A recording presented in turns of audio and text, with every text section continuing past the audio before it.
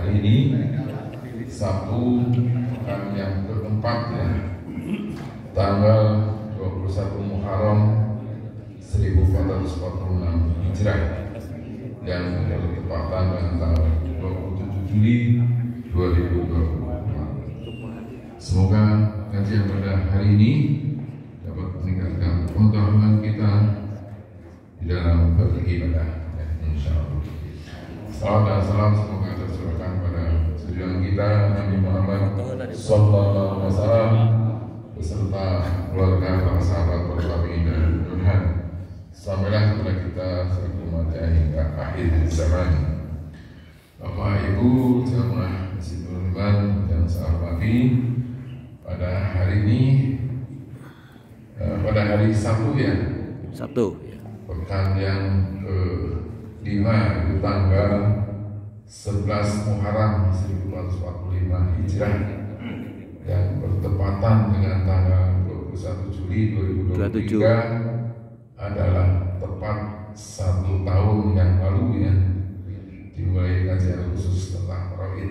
Kita sudah 12 kali pertemuan tentang kajian Tauhid ini, dan barangkali masih akan dilanjutkan lagi karena saya kira masih banyak ya pertanyaan-pertanyaan yang belum dikupas secara tuntas gitu. Baiklah Bapak Ibu yang saya hormati, untuk kajian khusus Tauhid pada hari ini seperti biasa akan disampaikan oleh yang terhormat Ustaz Haji Husin As-Biasa MAG, dan alhamdulillah sudah berada di tangan kita. Mari kita simak bersama, semoga apa yang beliau sampaikan akan menambah ilmu bagi kita dalam meningkatkan keimanan dan kualitas ibadah kita sehari-hari. Kemudian kalau lihat ada konsumsi ya, jadi nanti setelah selesai kajian jangan pulang dulu, kita ngopi bersama di teras masjid ya. Di akhir acara barangkali ada pertanyaan dari para jamaah, insya Allah akan dijelaskan oleh Pak Ustaz. Saya kira dari kami cukup sekian. Terima kasih. Assalamualaikum warahmatullahi wabarakatuh. Waalaikumsalam. Waalaikumsalam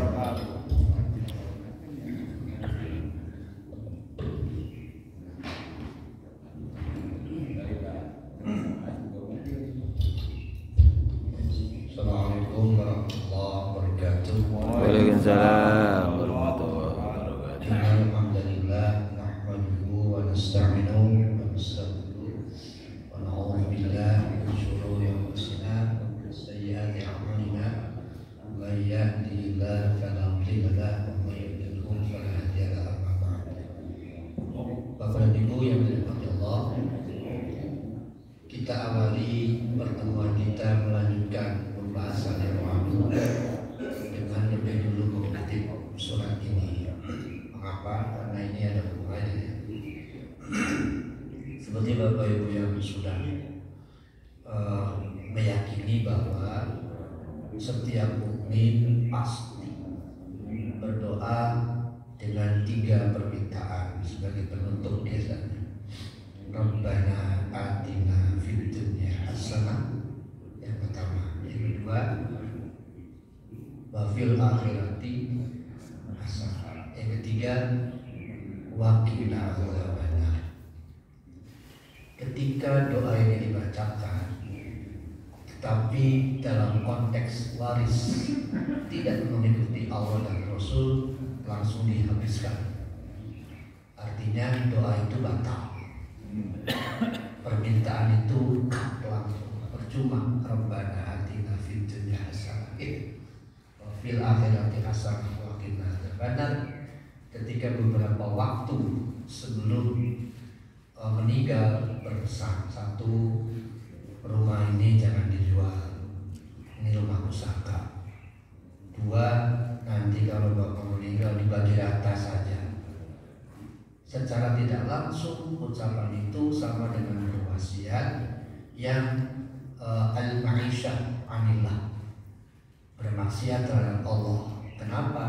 Karena Allah sudah menetapkan setiap orang mendapatkan bagiannya masing-masing.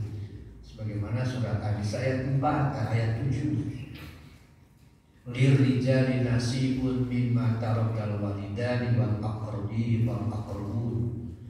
Walin nisa'i nasibun mimma tarakal walidani wal aqrabun. Boleh jadi mimma qalla minhu aw kasur. Yang satu mungkin lebih banyak dapatnya, yang lain mungkin lebih sedikit. Itu pasti. Dan nasiban mafrudon, masing-masing sudah dapat bagiannya. Jadi mukhlisina lahuddin, ikhlas saja dalam beragama. Nah, apa hubungannya dengan ayat ini? Kita lihat. Yang Bapak Ibu perhatikan, surat An-Nur 48 sampai 50 ini yang diberikan warna biru itu menggambarkan dua sosok yang berbeda. 50, laika humuz zalimun, itulah orang-orang zalim. 51, wa ulaika humul muflihun, atau 52-nya fa ulaika humul faizun. Muflihun dan al-faizun sama, yakni orang-orang yang pasti berbahagia, pasti beruntung, pasti berhasil, gitu ya. Nah, faizun kita sambungkan nih, dalam Quran ada sebutan fauzul azim, kemenangan yang besar, keberuntungan yang besar. Orang yang memperoleh atau menjadi muflihun atau menjadi faizun adalah orang yang al-hafizuna li hududillah, orang yang menerapkan, menjaga, merawat ketetapan hukum Allah. Salah satu dari hududillah atau hududullah adalah faraid. Ketika kembali ke yang tadi ucapannya, udahlah disamakan saja, tidak usah dibedakan. Itu sama dengan menentang, bukan al-hafizuna li hududillah. Sementara At-Taubah 112 menyebut kalau ingin menjadi pemilik fauzul azim, atau kalau ingin menjadi pemilik al-falah yang berarti muflihun, atau pemilik fauzul azim yang berarti faizun, maka komitmenlah pada al-hafizuna li hududillah. Tapi kalau kita hanya menentang, udah masa ribetlah, itu sama dengan ulaika humuz zalimun. Apa karakternya? Satu, segera datang jika memberi keuntungan dunia. Lihat ayat 49. Ya'tu ilaihi mus'inin. Ya'tu itu pasti datang. Kapan? Ketika melihat ada potensi, ada peluang, orang bakal menang, pasti dapat ini, langsung ya'tu. Mental munafik begitu. Munafik itu profit and loss. Ketika menguntungkan masuk, ketika enggak software. Mirip Pak Raden itu dalam Unyil. Lihat saja ketika ada kerja bakti pura-pura lu sakit encok gitu. Itu kan gambaran. Oke, yang kedua, jadi orang munafik itu ya tu ilaihi muz'inin, ketika dia melihat lahumul haq. Wah, saya dibela ini pasti. Saya dapat ini, datang segera. Yang kedua, orang munafik itu hatinya penuh dengan maradun, fi qulubihim maradun, merasa gampang tidak puas, ingin dapat lebih. Makanya hati-hati kalau terkait dengan waris, selalu saja ada orang yang intervensi masuk padahal dia tidak dapat kepentingan sama sekali. Dan yang ketiga cirinya adalah ragu, ambil tabu, ragu dia. Ini benar nggak sih terhadap Quran? Ragu, supaya apa? Dia mengubah sesuatu hingga dia mendapatkan bagian. Nah, itulah zalimun. Karena itu kata Allah ayat 51 itu, innama kana qaulan mu'minin, sungguh qaulan mu'minin, jawaban mukmin ketika idza du'u ila Allah wa rasulih liyahkuma bainahum. Ayo kita ikuti saja apa kata Allah, apa kata Rasul. Jawabannya ayyaqulu sami'na wa ata'na. Siap, kami siap mendengar, kami siap taat. Tidak perlu ada tapi kan ada. Sini Pak, betapa sulit ya, kalau sudah memasuki gambaran tentang di dalamnya ada unsur materi. Makanya saya awali dengan ini supaya kita jangan lupa, jangan hilang kesiapan kita sami'na wa ata'na. Baik para bapak, sedikit diulang ya, pelan-pelan supaya tidak bingung, sekaligus dengan dalilnya ya. Bahwa sudah disebutkan kemarin dalam pandangan para ahli fikih Farid disamakan wahum sittatun afrod, ada enam orang ya. Ada 6 orang yang pasti dapat. Ulangi, 1 anak lelaki, 2 anak perempuan. Kalau yang ke atas ya namanya ke bawah namanya full. Anak laki-laki, anak perempuan. 3 al-abu, ayah itu pasti. 4 al-ummu, ibu. 5 al-azwaj, suami. Dan az-zawjah, istri. 6 orang ini pasti dapat satu sama lain. Istri dapat bagian dari suaminya, begitu pula sebaliknya. Orang tua dapat bagian dari anaknya, begitu pula sebaliknya. Itu pasti Pak. Adapun di luar 6 orang itu kemungkinannya 2, bisa dapat, bisa tidak. Suami istri pun atau ayah ibu pun atau anak orang tua pun tetap kembali ke ayat 7 surat 4 itu. Apa kemungkinannya? Qalla au kasur, sedikit atau banyak. Itu kira-kira. Anak laki-laki bisa 1, bisa sebaliknya ya, setengah. Tapi yang pasti kalau anak laki-laki kuat sekali. Anak perempuan bisa setengah, bisa 2/3 dan seterusnya. Tergantung jumlahnya. Suami bisa setengah, bisa 1/4. Istri bisa 1/4, bisa 1/8. Orang tua, ibu, bapak bisa 1/3, bisa 1/6. Jadi artinya tadi lapan saya qalla sedikit au kasur. Tapi yang pasti 6 orang itu pasti dapat gitu ya. Bukan tidak dapat, pasti dapat, hanya boleh jadi berkurang. Mungkin berkurang, mungkin bertambah ya. Nah sekarang siapa saja yang dapat 1/2? Ada 5 orang yang pasti mendapat, yang kemungkinan mendapat 1/2. 1 suami. Itu yang kedua anak perempuan sendiri. Ketiga cucu perempuan. Nah cucu perempuan itu disamakan nilainya dengan anak perempuan. Karena satu baris kan bawah ya. Cucu perempuan. Dengan syarat nanti nomor 2-nya nggak ada gitu. Kalau nomor 2-nya ada, cucu otomatis nggak dapat, terhalangi kan. 4 saudara perempuan sekandung sama 1 ya.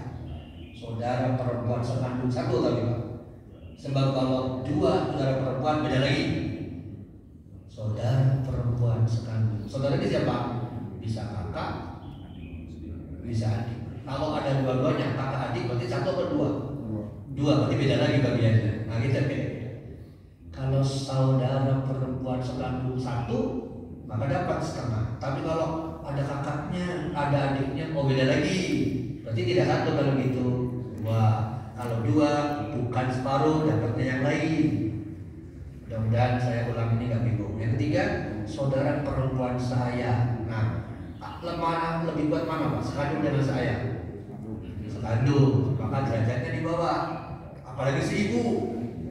Jadi sekandung, seayah, seibu itu levelnya. Kalau mau dibuat peringkat ya, sekandung dulu, baru saya, baru seibu. Jadi ketika seibu paling bawah, payah nasi sabar, boleh jadi dapat, boleh jadi enggak. Oh, hikmatul munah, ya. ya sabar, ikhlas. Beda lagi. Nah di sini Pak, ketika saudara sekandung 1000 atau seayah punya hati yang kotor, bisa nggak mereka join venture? Emang berlimpahan, hati-hati. Sinetron kan gitu Pak. Sinetron gitu kan. Saudara sekandung apa saudara seayah, saudara seibu sama-sama tertutup, maka dia berpikir setannya, wah ini harus dihabisi. Kalau dia masih ada, kita nggak dapat. Gitu kan sinetron Pak. Apa di dunia nyata ada? Ada Pak. Kita nggak tahu saja di mana gitu. Kita nggak tahu di mana, tapi itu ada. Di mana saudara seayah bergabung dengan saudara seibu, dua-duanya asyaitonu minal insi, kan dua-duanya setan tuh dari manusia gabung, dibunuhlah saudara sekandung. Akhirnya saudara sekandung nggak dapat, dia naik ke atas. Itulah rekayasa. Itu tetap berkemungkinan. Kenapa begitu? Balik lagi Pak, Al-Baqarah 30 yang terkenal apa tuh? Yusidu fiha wa yasfikud dima. Manusia itu berkemungkinan merusak bumi dan menumpahkan darah. Salah satu sebab menumpahkan darah adalah materi. Balik lagi ke surat Al-Adiyah yang Bapak Ibu sering dengar. Apa Al-Adiyah? Innal insana li rabbihi lakanud wa innahu ala dzalika lasyahid wa innahu li hubbil khairi. Nah, ketika orang sangat mencintai harta, tadi termasuk harta waris, maka muncul kemudian lakanud, durhaka, siap untuk durhaka, siap untuk membunuh sekalipun demi mendapatkan li hubbil khairi lasyahid. Jadi Masya Allah, ayat Quran itu saling mengingatkan, saling meyakinkan. Nah kita akan mengering, artinya menjadi lakanut dan durhaka pada saat kita tidak warning tadi. Hati-hati Pak, hati-hati Bu Ayu gitu. Baik, itu kira-kira Bapak ya. Jadi orang yang mendapatkan an-nisfu 5 orang ini, kita ulang ya. 1, suami dulu. Tentu ada syaratnya ya. Suami pasti dapat 1/2. Syaratnya tidak ada anak yang meninggalnya itu, baik anak bawaan yang bersangkutan maupun anak kedua. Saya kira Bapak Ibu nggak bingung ya. Anak bawaan berarti anak nonton oleh suami, anak tiri gitu. Sementara orang yang meninggal anak kandung kan, mungkin kan? Mungkin banyak sekali kasus. Atau memang anak berdua. Nah kasusnya akan berbeda ketika anak dari yang meninggal itu meninggal lagi. Maka suami dari yang meninggal dapat apa? Dari anak tiri. Enggak. Anak tiri, ayah tiri gak ada hubungan. Tapi kan anak saya tiri, kandung, atau akak. Tiri, ya jangan nuntut Pak. Tapi pokoknya jangan pakai tapi. Kalau udah selesai, kalau udah tapi nggak beres-beres lah. Ditanya dulu, angkat, kandung, susuan. Agak bingung jawabannya.